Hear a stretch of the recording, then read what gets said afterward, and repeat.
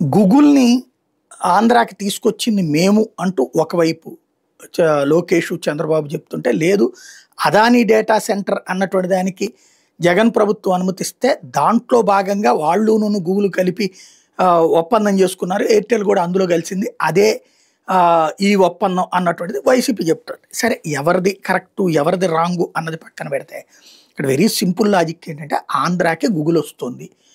అది ఎవరు ఆరంభం, ఎవరు ఇది అన్నది పక్కన పెడితే, ఇప్పుడు వీళ్ళ హయాంలో ఎగ్జిస్ట్‌లోకి వస్తున్నది. ఇప్పుడు ఇన్ఫోసిస్‌తో అప్పుడు క్రెడిట్ వైసీపీనే సొంతం చేసుకుంది కదా! వాళ్ళ హయాంలోనే అది ముందుకొచ్చింది. సరే, వీళ్ళు దాన్ని ప్రచారం కానీయకుండా జాగ్రత్త పడతారు. అది వైసీపీ శత్రువులు, అందులో కరెక్టే అది. కానీ అప్పట్లో వైజాగ్‌ను గురించి వీళ్ళు ఏది అమరావతిని హైలైట్ చేయడం కోసం వైజాగ్‌ను గురించి పచ్చి తప్పుడు ప్రచారాలు చేసుకొచ్చారు. అక్కడ తుఫాన్లు వస్తాయి, వరదలు వస్తాయి, నాశనం అయిపోతుంది అని చెప్పేసి.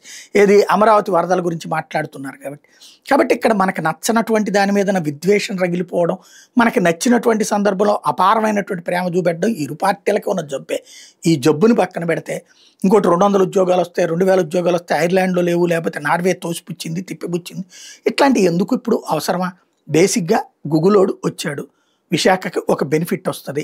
అలాగే ఇన్ఫోసిస్సా, లేకపోతే కాగ్నిజెంటా, టీసీఎస్సా ఇట్లాంటివి రావడం వల్ల ముందు మనకి అంతర్జాతీయంగా ఉండేటటువంటి ఆ కంపెనీలకు సంబంధించినటువంటి చిరునామాల్లో ఒకటి ఆంధ్రప్రదేశ్ ఉంటుంది, విశాఖ ఉంటుంది. తద్వారా రాష్ట్రానికి బెనిఫిటే కదా.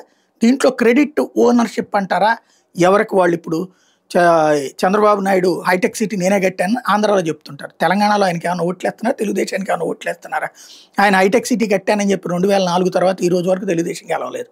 కాబట్టి అదే క్రెడిట్ దాంట్లో. కాకపోతే ఆయన చెప్పుకుంటారంటే ప్రచారం నడుస్తున్నది. అది వాళ్ళ చేతిలో మీడియా ఉంది, సోషల్ మీడియా ఉంది.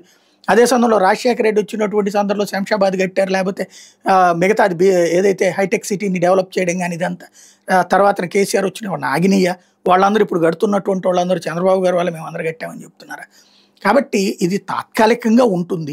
వాళ్ళని ఎంజాయ్ చేయనియండి. కష్టపడ్డాడు లోకేష్, వెళ్ళాడు అమెరికాకి, వెళ్ళాడు గూగుల్ వాళ్ళతో మాట్లాడాడు. గూగుల్ వాళ్ళు చెప్పిన తర్వాత వాళ్ళు అయ్యో ఇక్కడ డేటా సెంటర్ పెడతామంటే మీ దేశ చట్టాల ప్రకారం మాకు కొంత ఇబ్బంది అవుతుంది అంటే, అది ఆయన వచ్చి అశ్విని వైష్ణవ్తో చెప్పడం, అశ్విని వైష్ణవ్ దాన్ని సాల్వ్ చేయటం, మోడీతో కూడా చంద్రబాబు గారు మాట్లాడడం, దానివల్ల కొంత అయిందని లోకేష్ చెప్తున్నారు. గుడ్, క్రెడిట్ ఇవ్వండి.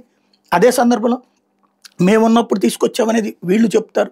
అటు చంద్రబాబు గారు కూడా బాధ్యతాయుతంగా ఉంటే కనుక వాళ్ళు ఇట్లాంటి ఇంతవరకు చేశారు, మేము ఇది కంటిన్యూ చేస్తున్నామని చెప్పండి. అప్పుడు రేపు పొద్దున మీరు చేసే పనిని జగన్ కూడా కంటిన్యూ చేస్తున్నాడు అన్నటువంటి ఒక సంకేతం వెళ్తుంది, చేస్తాడన్న సంకేతం వెళ్తుంది.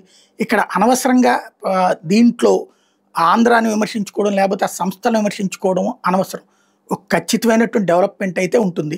విశాఖపట్నం అన్నటువంటిది గ్రోత్ ఇంజన్ ఆంధ్రాకి అన్నది ఇవాళ కాదు, మొట్టమొదటి రోజు నుంచి నాలాంటి వాళ్ళని చెప్తున్నటువంటిదే. ఇప్పుడు దానికి లుక్కు బాగా ఎదిగేటటువంటి అవకాశం ఉంది.